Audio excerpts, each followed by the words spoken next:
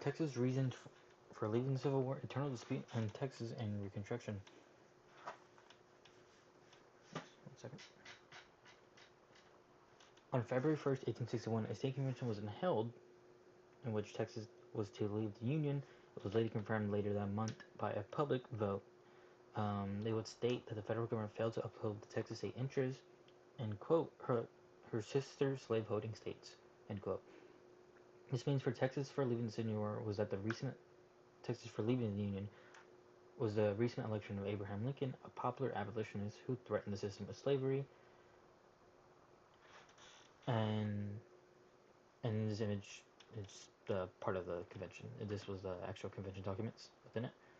Um, it further reasons which Its further reasons which largely revolved around race, slavery, and northern states defined to slavery, as popular abolitionist movements were mainly in the north.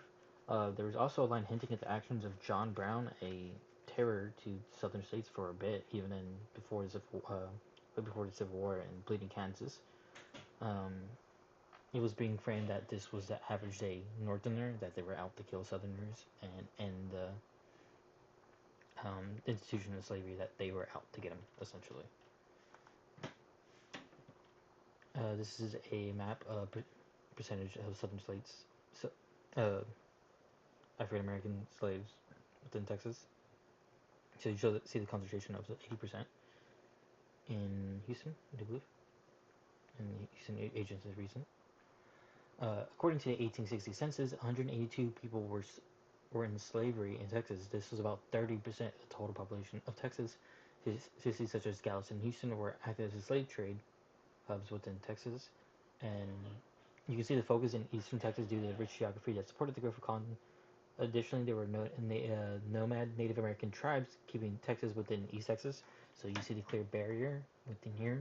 This is basically the frontier of Texas with forts dotting the line, essentially. So West Texas was at the time very much dominated by Native Americans, which stopped the push west. A census on Texas land compared to other states, showing off its agriculture output. A quick look shows that Texas had the biggest potential to grow within the agricultural industry. In other words, to become the biggest market to expand slavery. Texas was one of the newest additions to U.S. being a slave state, and had potential to become one of the biggest slave states, like the deep South states such as Virginia. Um, as we see here at the bottom of the census, over only 2,000, sorry, not 2,650,000 acres were improved land. So this is land they were actually farming on, but there's additional 22 million unimproved land which they could have grew, expanded the slave trade on. So Texas had a very much the one of the biggest uh, industries to grow up on in the South for the institution of slavery. By April 9th, 1865, with the surrender at Appomattox Courthouse, the Civil War was far over, but did not come to end in Texas until June 19th. On that fateful day, General Gordon Granger would arrive in Galveston to announce Emancipation Proclamation. They would declare all slaves free throughout all of Texas. What is curious about the wording is end quote, they are informed that they will not be allowed to collect their military posts and they will not be supported in idleness, either there or elsewhere, end quote. This very much showed that they were free people, but with the 13th, 14th, and 15th yet to pass, they had little rights and they were expected to work under their former owners, but this time for wages. But these wages were most of the time diminished, as they would add former slave owners would add any fee possible to keep the sharecropping industry going. So essentially, slavery was almost nearly continuing going at the time. This is a pardon from Sam Houston himself before he was run off from state governor. Accent such as Sam Houston pardoning slavery shows his complicated stance on slavery. Sam Houston himself had slaves, but personally he opposed the extension of slavery. Further later showed his very vocal opposition to Texas leaving the Union, especially as its reasons for being mainly just slavery. Sam Houston, he would be governor at this time, but later he would be removed for not swearing loyalty to the Confederacy. Perspectives such as Sam Houston were unique, as he was someone in power and considered the father of Texas, as pretty much Texas Republic. Then later, when it was admitted to the Union, he would later die in 1863 in exile. So he would not see the end of the Civil War whatsoever, and so we would not see his reaction to it. Um, Despite Texas being an overwhelming slave state, not all were content with Confederate ideals, especially amongst the German population within Texas who were notably anti-slavery. Confederate Force of 94 would meet a pro-unionist militia of 60, mainly, largely made out of people of German descent. The Union force was promptly later defeated on later and wounded and captured by the Confederates, but most were soon executed. The soldiers were later dispersed to California, Mexico, and continued fighting. This defiance deep within Texas shows that not all Texans were aligned with Confederate deals. As a memorial still stands today for the massacre of the Neches River. Uh, Here is a picture of H.C. Keeling. The start of Reconstruction of Texas, as many Confederates saw it, as occupation and retaliation by federal forces. White supremacist groups were very much went out their way to harass, attack, and even kill recent freedmen or pro-unionists within Texas.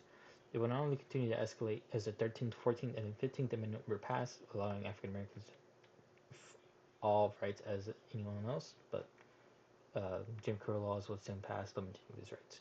Notable figures such as A.T. Keating, picture below, would emerge as prominent African Americans. He was amongst one of the first African Americans within Texas to receive a college level education.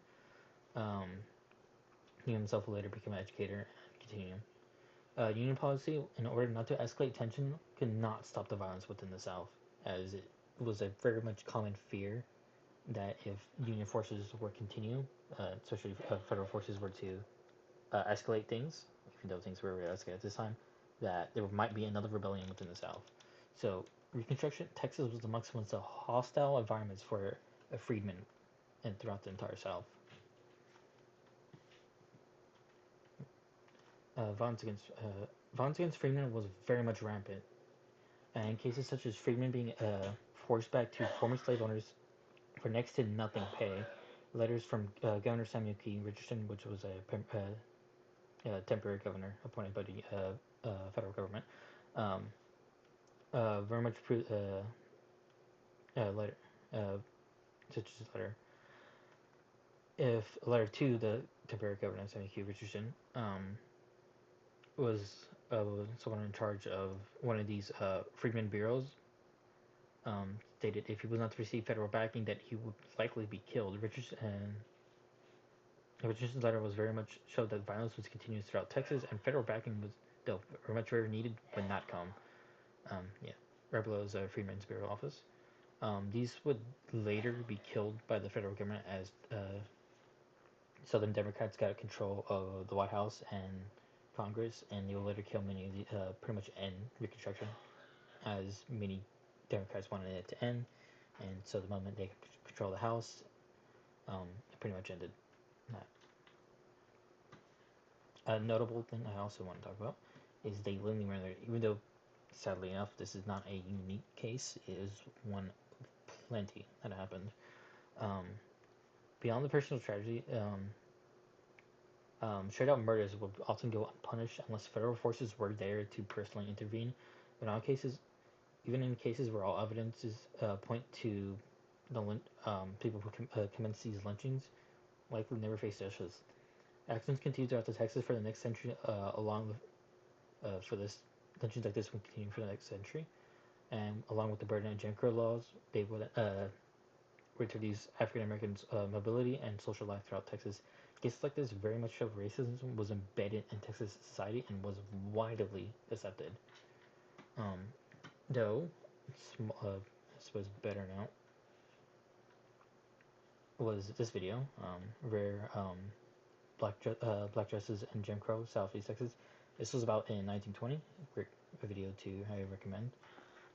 It was about actually a white jury convicting on white KKK members based on the testimony of African Americans, and that actually people who were committing these lynchings did face justice, though these were rare. It's surprising for the time, though these were um, mostly done with the support of Texas Rangers at the time, so it was a rare case of justice happening, though unique Did not always happen, but it was good to see cases like this.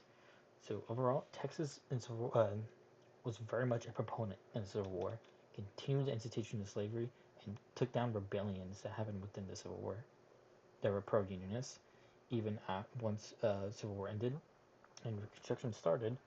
They were very much still um, racism was embedded in society at the time.